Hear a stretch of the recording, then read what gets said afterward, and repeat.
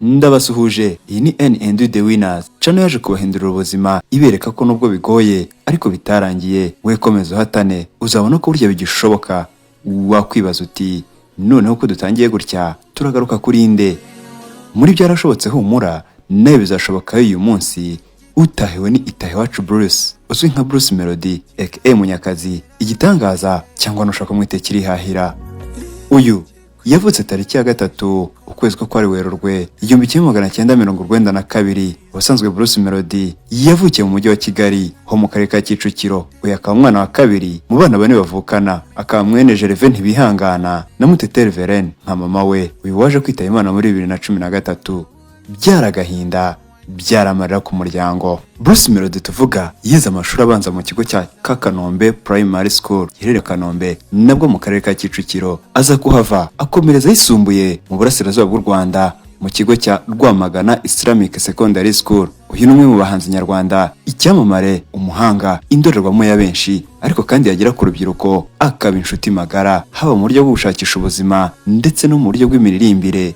Ahaho Bruce Melodie yagafashemo, afite uburyo ayobora ijwi rye bigatera benshi kumukunda cyane ko nabyo byamusunitse maze akegukana irushanwa rya Primus Guma Guma Superstar sezo ya 8. Kuri ubu Bruce Melodie ni papa w'abana babiri, Itahiwacu Brita na Itahiwacu Aya, ndetse akaba n'umugabo w'umugore umwe. Mu bijyanye na kariyeri ye y'umuziki, Bruce Melodie afatwa nk'uri ku gasongero k'umuziki ugezweho mu Rwanda ni kuva kera mu myaka yo hasi nk'abandi bahanzi benshi bamamaye mu Rwanda. Uyu nawe yatangiriye muri korali aririmba indirimbo ziramya zikanahimbaza Imana, ariko nubwo tuvuze ibyo ibi ntibyaje kuramba, nubwo ajya anyuzamo akaduha uturirimbo twaririmbiwe Imana. Aha yaje gukomereza mu miziki yo hanze y'urusengero, atangira rapa, aba producer, ariko nyuma yaho gato yaje kwigira inama y'uko aramutse akoze umuhogo agahogoza byaba byiza kurushaho. Aha nibwo yaje guhera ku ndirimbo ye yise Tubivemo kuri alubumu yise Ndumiwe, hari mu kwa 8 kwa 2013. Ni nako kandi nyuma yaho gato yashyize hanze alubumu ye ya kabiri maze ayita Ntundize, aho hari mu mwaka wa 2014. Ikaba alubumu yakunzwe cyane n'abatari bake mu Rwanda. Muri ibyo bihe Bruce Melodie yakoreraga umuziki wo mu nzu itunganya umuziki ya Super Level, ikaba yari studio yashinzwe n'itsinda naryo ryaririmbaga rizwi nka Urban Boys. Kwezi kwa 2 kwa 2021 Bruce Melodie yatangaje ko yagiranye amasezerano na Cloud9 Entertainment kugira ngo ikurikirane ibijyanye n'umuziki we, ariko nabyo ntibyaje kuramba kuko mu mwaka wa 2022 yashyize akadomo ku masezerano bari bagiranye maze akomereza urugendo rwe muri 155 AM Entertainment. Iyi ikaba studio iyobowe na Karomba Gael uzwi nka Coach Gael. Akigera kwa Gael yatangiye kwagura imipaka ye mu kazi ke ka muzika, aho yatangiye gukorera ibitaramo hafi mu mpande zose z'igihugu, aho yagiye anafatanya kandi n'abandi bahanzi bakomeye mu gihugu nka Urban Boys, Quincha, JC ndetse no mu bihugu bidukikije nko muri Uganda, aho naho yakoranye na Shiba Karongi, Paraso n'abandi. Yakomereje kandi muri Kenya akorana n'umuhanzi icyamamare mu njyana ya hip hop Khaligraph Jones. Bruce Melodie niwe muhanzi wa mbere w'u Rwanda waririmbiye muri Coke Studio Africa muri 2020. Mu mwaka wa 2021 Bruce Melodie yaje kugira gatubutse, ndavuga kugira agafaranga ko ku kigero cyo hejuru, maze we na groupe ye bashyize hanze televiziyo izwi nka Isibo TV. Bruce Melodie kubera izina yaramaze kubaka yaje kugirana amasezerano y'akazi na kampani zitandukanye kandi zikomeye ngo azamamarize. Aha twavuga nka Brock Company, MTN, Airtel, Tecno Mobile, ndetse aza no kuba ambassador wa Infinix Mobility, Kigali Arena, Primus. Tubibutse ko kandi muri 2021 yabaye billionaire, aho yaje ku rutonde rw'abatunze agatubutse muri za miliyoni z'amadolari muri Afurika y'Uburasirazuba. Bruce Melodie ni umwe mu bahanzi bishimira izamuka rya bagenzi babo kandi akanabafasha. Aha twavuga Kenny Soul,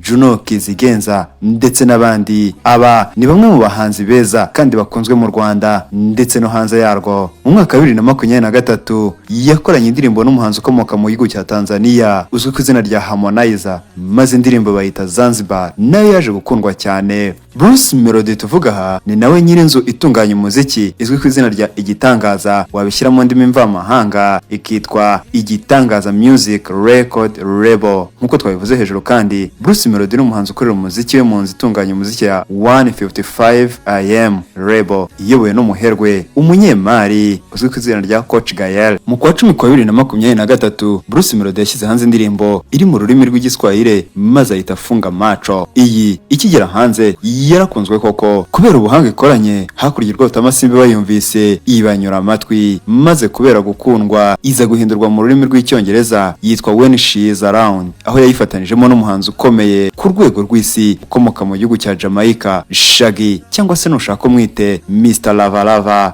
Ni nako nyuma yaha kandi Bruce Melodie yashyize hanze alubumu maze ahita Colorful Generation. Iyi nayo yaje iriho uturirimbo twiza tumwe tunyura amatwi, mbese tumwe tw'intoranywa. Muri 2025 kandi Bruce Melodie yakoranye indirimbo na G-Boy maze bayita Beauty on Fire. Ubundi munyemerere dusoreza aha, ibindi ku buzima bwe tubigarukeho ubutaha. Mbibutsa ko iyi yari N&U The Winners, channel yaje kubahindurira ubuzima ibereka ko nubwo bigoye ariko bitarangiye, we komeza uhatane uzabona ko burya bigishoboka. Mwari kumwe nanjye Frodouard Nkuyubwatsi, naho ubutaha.